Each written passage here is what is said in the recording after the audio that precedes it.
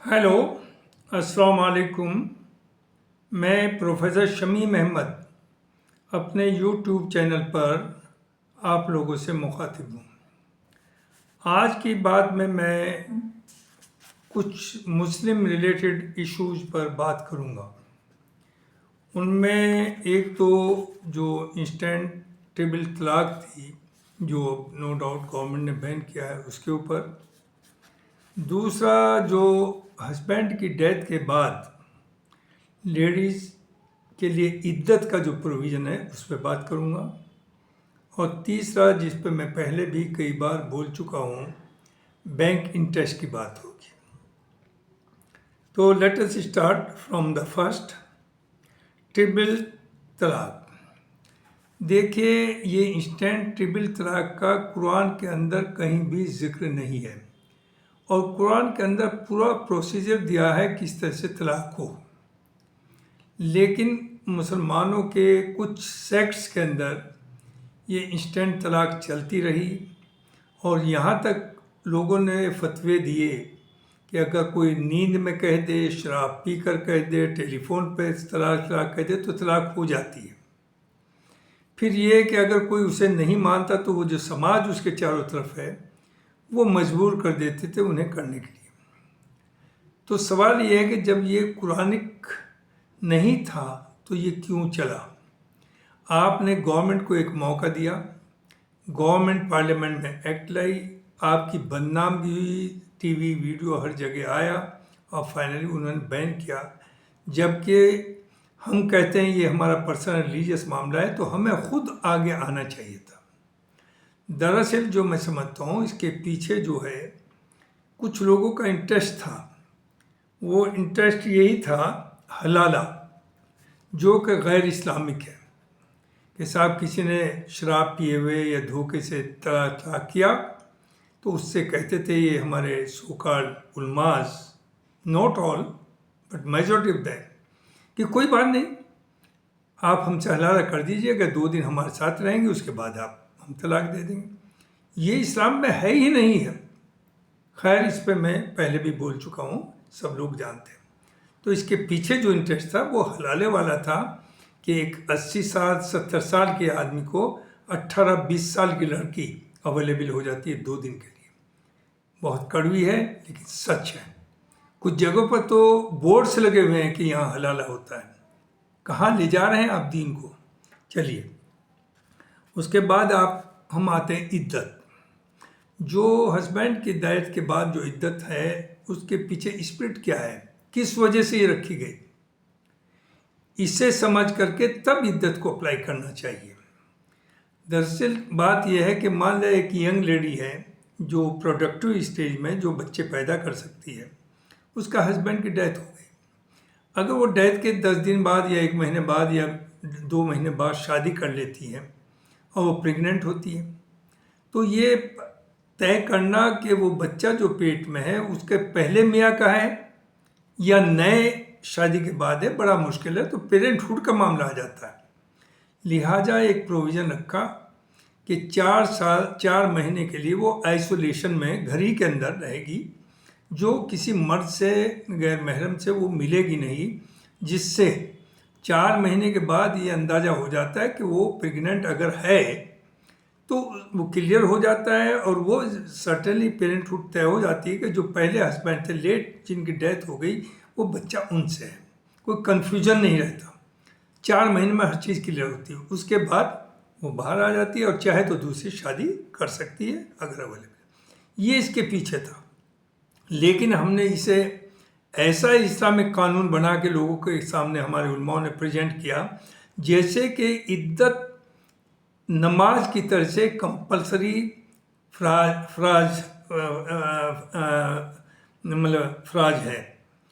कि आप ज़रा गौर करिए, जो औरत प्रोडक्टिव यानी बच्चा पैदा कर ही नहीं सकती, जिसकी एज 50 से 80 साल है, जिसके बच्चों की शादी हो गई, उनके बच्चों की भी शादी हुई, यानी पोते पोतियों की या नवासे नवासियों की शादी हो गई, उम्र भी 70-75 साल है, उनका भी अगर मियाँ की डेथ होती है तो उन्हें भी हमारी समाज इस तरह का बना दिया इन मौलाओं ने कि उन्हें भी मजबूर किया जाता है कि वो इद्दत में बैठे। आप सोचिए 75 या 80 साल की औरत 4 महीने के लिए कन्फाइन कर दी गई आपने घर के अंदर, वो किसी से मिल नहीं सकती, किसी से बात नहीं कर सकती गैर मर्द से, और आप इसे इद्दत कहते हैं। तो ये एक बिल्कुल इसमें उलमाओं को चाहिए था कि सामने आए और लोगों को बताएं। दूसरी चीज़, एक और लेडी है, वो नौकरी करती है, हस्बैंड की डेथ हो गई, छोटे छोटे बच्चे हैं, उनकी परवरिश करनी है, उनके लिए हर चीज़ की ज़रूरत है, तो उसे तो बाहर जाना पड़ेगा। तो आप इस तरह से जो लोगों के जहन में बैठा दिया कि इद्दत नहीं करेंगी तो आप जन्नत में नहीं जाएंगी, इस तरह का एक मैसेज दिया है। तो मेरा ये कहना है कि मैं अपने लिए भी कह रहा हूँ, अपनी वाइफ के लिए भी मैसेज दे रहा हूँ कि अगर मैं उनसे पहले चल बसा तो उन्हें इद्दत करने की ज़रूरत नहीं है। ये इन उलमाओं को आगे आना चाहिए, लोगों को बताना चाहिए कि इद्दत सिर्फ उन लेडीज़ के लिए है जो अफोर्ड कर सकें, जो प्रोडक्टिव स्टेज में है, उनके लिए ठीक है। अदरवाइज इद्दत कोई कंपलसरी ज़रूरी नहीं है। जो हमने कर रखा समाज में 70 साल की और 80 साल के इद्दत में बैठी है। तो ये कहना था मुझे इद्दत के बारे में। अब जो तीसरा मसला है वो है आपका बैंक इंटरेस्ट का। इस पर मैं पहले भी 2-3 बार वीडियो बना चुका हूँ। बैंक इंटरेस्ट के बारे में कन्फ्लिक्टिंग ये कहिए उलमाओं के भी बयान हैं या उनके फतवे हैं। कुछ का कहना है ये जायज़ है, कुछ का कहना नहीं नाजायज़ है। कुछ का ये कहना चूँकि कलाम पाक में आ गया है कि सूद तो एग्जैक्ट वर्ड नहीं, उसका वर्ड अरबिक में कुछ और है कि वो हराम। देखिए, दो तरह का इंटरेस्ट है। एक तो प्राइवेट लोगों से जब आप सूद पे पैसा लेता है गरीब मजबूरी के तहत, तो पहले ये होता था कि 10-10 साल तक उसकी 3-3 नस्लें उस पैसे को चुका नहीं पाती थी, वो इंटरेस्ट इतना ज़्यादा होता था। तो मीनिंग दे रहा भाई कि इसके थ्रू एक्सप्लॉयटेशन था मजबूर आदमी का, इसलिए उसे हराम कहा गया। और हराम मैं भी समझता हूँ वो इंटरेस्ट हराम है जहाँ आप किसी को एक्सप्लॉयट कर रहे हैं। लेकिन जहाँ तक और वहाँ वो मजबूरी के तहत आपसे पैसा लेने आता है और मन मांगा आप उससे इंटरेस्ट लेते हैं। आज भी वो चल रहा है, प्राइवेट लैंडिंग अब भी चलती है। अब आइए दूसरी तरफ बैंक के ऊपर। बैंक आपसे कर्जा मांगने नहीं आता। बैंक कोई गरीब लाचार माजूर नहीं है। आप अपना पैसा सेफ्टी के लिए वहाँ जा कर के जमा करते हैं और बैंक उस पैसे को इन्वेस्ट करता है, उससे 20 से 25% आमदनी करता है, पैसा कमाता है साल भर में, और उस पैसे में से 10% सैलरीज और एक्सपेंसेस में जाता है, बाकी प्रॉफिट में जाता है, और आपको बिल्कुल सब रिस्क छोड़ने के बाद हार्डली 5 या 4% आपको इंटरेस्ट की फॉर्म में देता है। दूसरी चीज़ ये है कि अगर मान लिया आप किसी जॉब में थे, आपको पेंशन मिल नहीं रही, रिटायरमेंट बेनिफिट्स कुछ आपको एक फिक्स अमाउंट मिला, 10 लाख, 20 लाख, 50 लाख, बच्चे छोटे हैं, तो उसे जब आप फिक्स डिपॉजिट में बैंक में जमा करते हैं, उससे जो आमदनी होती है उससे आपके बच्चों की पढ़ाई होती है, आपकी बीमारी का इलाज होता है, आपका घर चलता है। अगर वो इंटरेस्ट नहीं लेगा बैंक से तो इसका मतलब वो भूखा मरे, और अल्लाह ने ये कहीं नहीं कहा कि मेरे नाम पर आप भूखे मरिए, आपको जन्नत मिलेगी। दूसरी, हम बार बार सबके जहन में इस तरह की बातें बैठा दी कि आने वाली दूसरी दुनिया की तैयारी करिए। What nonsense. अल्लाह ने आपको दुनिया में भेजा है, यानी यहाँ से कोई आपका लगाव ही ना हो, यहाँ के बारे में आप सोचे ही नहीं, अपनी ज़िंदगी के, अपने बच्चों के, सिर्फ आगे की तैयारी करें। अगर आगे की तैयारी करनी थी तो यहाँ भेजा ही क्यों है, वहीं बैठ कर के हम इबादत करते। अल्लाह ने आपको भेजा है कि दुनिया में रह कर के सबके बीच में जो रोज़ाना की आपकी ज़िंदगी हो वो ईमानदारी, साफ़ सुथरी हो, अल्लाह के बताए हुए रास्ते से हो। और इस्लाम ही ऐसा दीन है जिसमें दीन और दुनिया दोनों एक साथ लेके चलना होता है।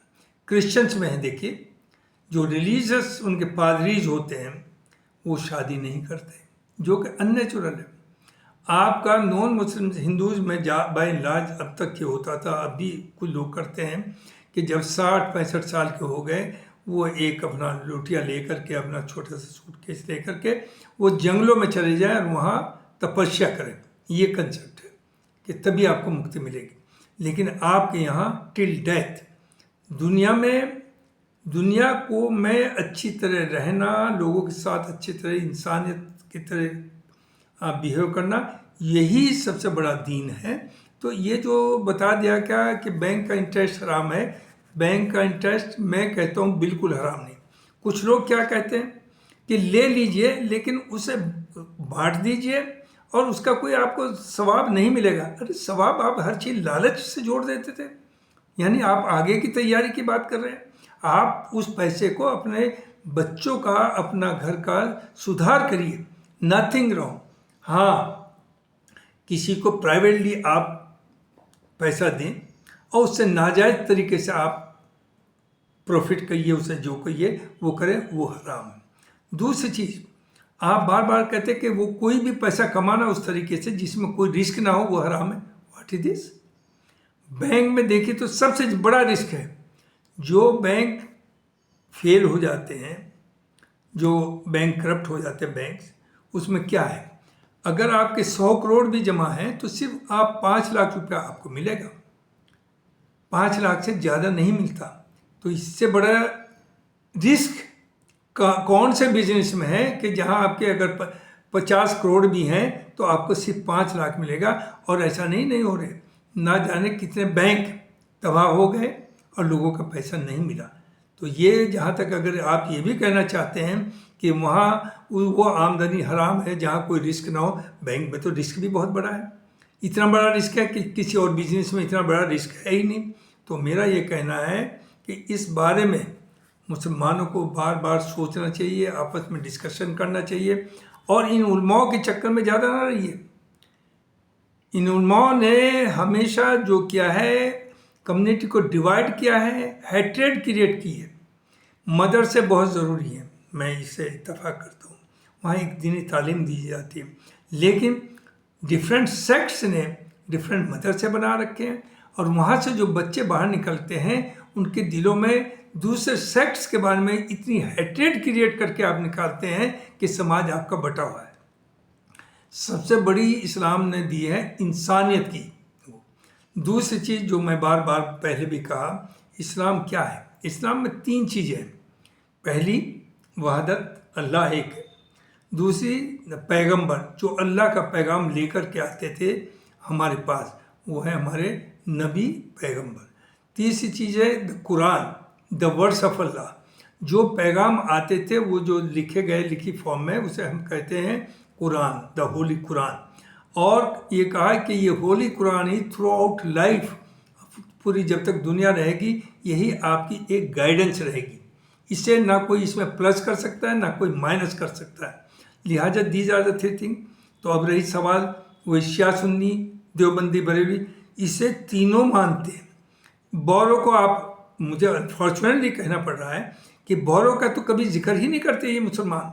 सुन्नी तो करते ही नहीं, शिया भी नहीं करते। क्या बौरे मुसलमान नहीं? क्या वो इन 3 चीज़ों पे यकीन नहीं करते? और मैं समझता हूँ बौरे and Shias are much better than Sunni Muslim. I am a Sunni but I say it proudly कि बौरे and Shias are better, more practicing Muslim than us. तो आप यूनाइट होने की बात करिए, आप डिवाइड करने की बात ना करिए। इन उलमाओं ने अपनी दुकान चलाने के लिए आपस में हैट्रेड क्रिएट की है, आपस में दुश्मनी क्रिएट की है। तो मुझे यही कहना है कि आप गौर से, 3 तलाक तो ऑफिशियली तो बैन हो गई, लेकिन still people are practising.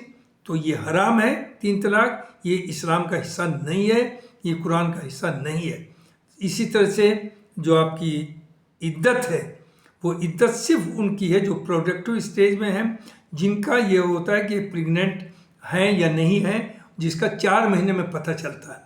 Parenthood जिससे तय हो, ये ना हो कि कोई कन्फ्यूजन हो, इसलिए उनके लिए है। लेकिन जो लेडीज़ जॉब्स में हैं, काम करती हैं, बच्चों को पालना है उन्हें, या वो बच्चे पैदा ही नहीं कर सकती, जिनकी एज 50 से ज़्यादा है, उनके लिए इद्दत होना चाहिए ही नहीं, उनके लिए इद्दत की कोई ज़रूरत नहीं। तो इसे वापस लें, इसे इन उलमाओं को इस पर बोलना चाहिए। उसी तरह से बैंक इंटरेस्ट पर बहुत बहुत शुक्रिया, यही मुझे कहना था। Thank you very much.